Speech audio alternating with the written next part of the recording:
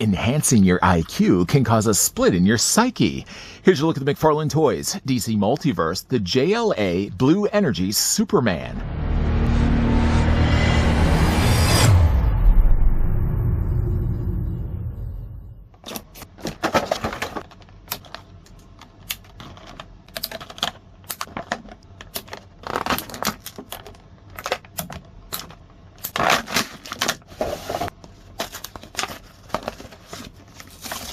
Sent to Earth from the dying planet of Krypton as baby Kal-El, was found by farmers Martha and Jonathan Kent and raised as their son Clark. As Clark grew up, the radiation from the Earth's yellow sun gave him extraordinary powers, which he kept hidden. Now fully grown, he uses his powers to protect his adopted world as Superman. The Man of Steel is virtually invulnerable and has powers of super strength, super speed, and flight. He also has enhanced senses, including heat vision, X-ray vision, super hearing, and super breath. Before we get a closer look at Blue Raspberry Superman, we're going to see what the tape measure is going to tell us when it comes to the figure's height. This is, though, one of two Superman, the other one being the Red Superman, which unfortunately goes for crazy, stupid money online. The Platinum Edition version of him is still going to come include the exact same torso piece for Plastic Man. So you're not really benefiting, at least from the standpoint of building Plastic Man. But obviously, if you're going to be getting a Blue Superman, the likelihood is you're also going to want to be tracking down the Red Superman. I likely would be falling in that same category. Though the tape measure is still going to tell us that Blue Energy Superman is going to stand at 7 inches in height, or the figure is going to be about 17.5 centimeters tall. As for comparing him with Supes, going to bring in, of course, the one that most people generally have in their collection, the Action Comics Superman. There's, though, a height difference definitely between the two. You can now see also really where they've started to perfect, I feel, the form for their figures. Superman before from the Action Comics, I think, was a little too big and bulky, and it looks like he really did skip leg day. The new proportions, though, of the newer figures definitely work a little bit better. I feel like this is also using the exact same body mold for Captain Atom. I'm not going to bring in Captain Atom, though. What I am going to do is what I've been doing lately here. If I happen to have still the original Mattel DC Universe figures, I'm going to bring those in as well for comparisons. So, of course, here's what the Blue Energy Superman looks like, though, with Mattel's counterpart. And while I don't have yet the original McFarlane, or don't have the McFarlane Multiverse version of the Red Superman, I still do have the red version from Mattel, and that's what the figure looks like with him as well. When we jump over to Soup's accessories, you'll notice that he does borrow a few things from the Scarlet Speedster. I'm waving my finger over here at some Speed Force effects. Just before we look at that, and the severed stump of Plastic Man, the figure comes also included with a trading card and display stand. I think we'll start things first talking about his trading card, because it's the one thing that kind of bothers me about this figure.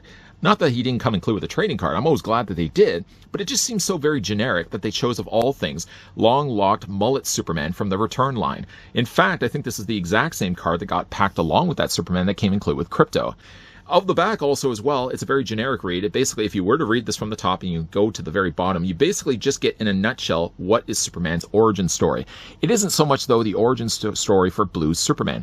Blue Superman, though, in fact, actually was trying to use a mind-enhancing machine powered by kryptonite to increase his intelligence. And the radiation of that ended up causing the split between the Supermans, creating then a Blue Superman and a Red Superman.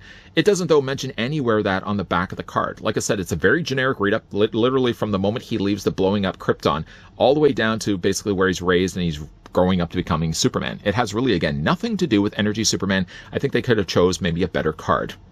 That's all I'm going to say about it. What I am going to, though, say is the fact that character does come include, of course, with his display stand. The display stand does still have the DC logo. It still has the peg. I mean, there's nothing really new, differently done here about the display, but it does plug into either one of Soup's boots. The figure also comes included with, of course, the stump, or the torso piece, needing to start our journey when it comes to building Plastic Man. Yes, we still need a head. Yes, we still need arms, and of course we need the lower legs. But of course, through that journey, there's going to be some variations to some of those parts. I'm definitely looking forward to building Plastic Man. One of my guilty pleasured characters I like from the DC Comics. Always was a big fan of Plastic Man. I thought he was always more entertaining than Mr. Fantastic. We're going to move that off to the side, though, and again, we're going to continue building that through the next series of, 3 reviews, considering this is the first one that we're looking at. But going back, though, to Flash's accessories. These are all things that we've gotten before, again, with Flash. Of course, before, normally, these would either have been done in yellow or would have been done in blue. This time around, they're kind of more done in a clear plastic with a slight drop of blue to it. It's got a little bit of a bluish tint. And it does these that basically just clip onto his legs. He also has ones that go then clip on around his arms. And these basically like really soft plastic. What you'll do, though, is that you'll get leg pieces. And you kind of can tell, too, by that fact these are leg pieces, by just how open they are. Hey, look, I'm looking through glasses. Stop that. The figure also comes included with, like I said, a slightly smaller version of those. So what you'll do is, I mean, it doesn't have to be the case. You can put them anywhere. If you want to have these up here, you could, but they're just going to be staying a little bit looser on the figure's body. But if you want to have them up there, you can have them up there. I'm not telling you that you have to put them down below. Basically, though, these will just clip around his legs, just like that. I mean, again, right away, it doesn't really look so much like something that would belong to Superman. It looks like right away something that would either belong to Wally West or Barry Allen. Clip the other one again around his legs. You can certainly skip through this part. No, actually, you know what? Don't skip through this part. We're not going to be very long. Then we're going to, of course, take the arms. These are also going to slide around his forearms like that. I've already done this, obviously, at the beginning of this review when we were looking at the figure in the first looks of the figure before we jumped over to, of course, the main review.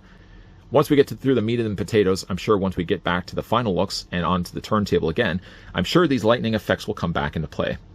Again, they don't look so much something that would belong to Superman. They look a lot more like something that would belong to Flash. I feel like, if anything, they probably could have given him, like, electricity, something that would just like roots, just spiral around his legs, and something similar to his arms as well. I mean, obviously, they were just simply using some cost-saving measures of just producing the exact same mold of something that they already had in their belongings. But again, I just feel like it doesn't fit so much necessarily with Superman. It fits just as much with Superman as the trading card that comes included with the character. Let's remove these right now. We'll just put them off to the side. Getting, though, a closer look at Blue Superman. Now, I did say that there was a red version of Superman. It's basically packed along still with Plastic Man's torso, but it's actually the Platinum Edition version of that figure. And I just happened to look online just before I started to hit record, more out of curiosity, because obviously I'm going to be definitely interested to get a red version down the road. He's sitting well into $100, probably like $100 to $130, depending where you're finding him online. He, again, is going some stupid, stupid money. Head sculpt, though, for the Blue Energy Superman does look quite good. Now, I've always had really a kind of a guilty pleasure when it comes to this particular design of Superman. In fact, I would probably rank it pretty high up there. Classic Superman, then probably like New 52, and then probably like Blue Energy Superman. Like all those kind of designs of Supermans, very much a different departure from what we're normally seeing from the Man of Steel. He's very much less steel, really. He's basically comprised of energy. He's got the big emblem there on the front, which is very much different than what we're used to seeing with Superman. More angular. I mean, the S doesn't even complete its journey to the other side here. It's very different, but what's neat about it, though, is because he doesn't have a cape, though, they still put, though, the emblem on the back of his body as well. That's in the comics. They've also done that here as well for the figure. They haven't skimped at all when it comes to the paint, the sculpting, or the details. Again, I really like the head sculpt. Now, when we looked at the original one, and we're talking like years and years ago, I'm going to bring in the original Mattel version so you guys can see. It's definitely a different approach when it comes to the colors. I don't think that the colors for this one worked all that well. By the way, this one also did have an energy effect that basically just clipped onto his torso. There was a little slot in the back that accommodated the cape, and what they did give you was a little energy force effect. Does this actually come off? I think it comes off. Basically, it would plug in place. Maybe they did actually glue that in there. Anyways, this just attached on the back of his body, but I do think like the blues were a little too dark. I like that they went with much more of an icier blue for this release of him. The face sculpt, I think, definitely is an improvement. The hair was okay on the original release, but I think, again, like McFarlane has made leaps and bounds when it comes to better looking sculpts and better looking paints. Again, while the likelihood is very high that this body's been used obviously from before, and I keep thinking it's Captain Atom, just by the look of the proportions and stuff, you guys can certainly let me know down below in the comments, but I do think that this mold works really well for this particular look for Superman. Sculpting is good again on the face. You can see how well they've painted the eyebrows. Even the areas around his, like the outlining of his eyes, work really quite well too. And he's got very, very thin looking lips, again painted nicely in blue. I don't see really any paint problems at all. I'm kind of just spinning the figure around. There are few areas where you could probably have said, well, for the white. White is always one thing that, unless they put another coat of it, there's few other areas, like you probably could see a little bit of plastic bleed of the blue just underneath here. But for the most part, yeah, the white looks pretty good on this. It's a little rougher here, right around here, because basically what it looks like is that they've painted this on first, and then they've basically just brushed a long streak of white on the side. So there's sections where it almost looks to like the side here had a second coat of paint, and this one only had just a single coat of paint. So they probably could have done a little bit better there. But all in all, though, it's a nice looking body for Superman, and I think it's generally well painted. Now, for the articulation on this figure, if you're pretty much familiar with the DC Multiverse figures, then nothing really is different here at all for Superman. I also like the way that they've done the cowl, where you can still see the sculpting of the ear underneath. But anyways, for the head's going to rotate all the way around. It's on a ball joint. The head looks down about that far. Missed it? You didn't really miss it. It doesn't go that far. It looks up certainly a lot higher. So if you did have yourself a flight stand, even though this figure doesn't come included with one, you can have Superman, though, in flight. The head rocks back and forth, and again, you can rotate it all the way around. For his arms, they rotate all the way around as well. He still has those socket joints, which unfortunately is a little unruly here. It kind of looks a little out of place having this on Superman, but if not for that, really, you would see a gap where the shoulders essentially would be attached onto the torso. So they put these cup joints here. They're not even really joints. They're basically just hiding the joint that's underneath it. They sit a little loose on the figure, and again, when you are moving the figure's arms, you can kind of really see, like, this part of the plastic just sort of flops around on the inside cavity. The arms, though, again, rotate all the way around. You can bring the arms out at 90 degrees, no problems there. The figure does have a swivel in his bicep, a double hinge on the elbow. Nice, good to see that. And the hands do rotate all the way around. The figure doesn't have any other hands. I mean, obviously, we already kind of looked at the beginning of this review, all the things that came packed along with the figure. Extra hands weren't, though, one of them. Upper torso is going to be on a ball joint. The lower abdomen area is also going to be on a ball joint. And again, he does have these softer lower trunks, but not soft to the point where I feel like the figure does have like that unruly figure diaper. I think the body is generally quite tapered off. This mold works really well. Again, not only for Superman, but I mean, if they were to get more mileage out of this mold, I don't think it'd be a bad thing at all. Very muscular in the legs. The legs do split out. They're on ratcheted joints after all. Take the legs, move them forward. Take the legs, move them back. Take the legs and rotate them at the top. Figure does also have a double hinge on the knee. And he has the articulation, of course, where it counts in the ankles. You can also rock it back and forth. The figure has toe articulation, and he also does have holes on the bottoms of his feet. So again, if you want to use the display stand, you can certainly do that as well. Things I like about the figure are the color. Things I like about the figure is the sculpt. Things I'm not as crazy about the figure are just basically the add-on pieces. Sure, it works well to clip these onto Superman so it looks like he's generating some electricity, but at the end of the day, I mean, to look at these, I mean, you know right away. Like, it looks like he's moving this way. The Speed Force effects are going this way. It definitely does belong, I feel, with more flash. If they did want to use something a little bit different, I mean, just to have like electricity wrapping around his arms, I think would work a little bit better than going with these Speed Force effects. Even if they're colored a little bit more appropriately to Superman, I don't feel like they belong at all with the character. I mean, they're nice to add on there, but the whole time I'm looking at it, I just feel like he's boring over something that belongs to the Scarlet Speedster. As a side note, though, I do hope, though, that the availability becomes a little easier to track one down of the red Superman. Because, again, like, if you are one that loves this suit in the comics, everybody then knows if you're going to have a blue Superman, then you're going to have a red Superman as well. Moving our attention now over to the turntable and the Blue Energy Superman. Just went back, though, and I looked on eBay for what the prices would be going for the JLA Red Superman, and they start at around $80. I'm seeing some listings for $81, $88. There's one for $85. Then it gets really crazy and stupid. Well, $134.85, $136.21. Anybody looking at similar listings would say, they're not that high. Well, you have to keep in mind, too, I'm a Canadian collector, so I basically have to take the U.S. prices, and I have to add another third the price. So they're a little lesser for U.S. listings, but then they convert over to Canadian.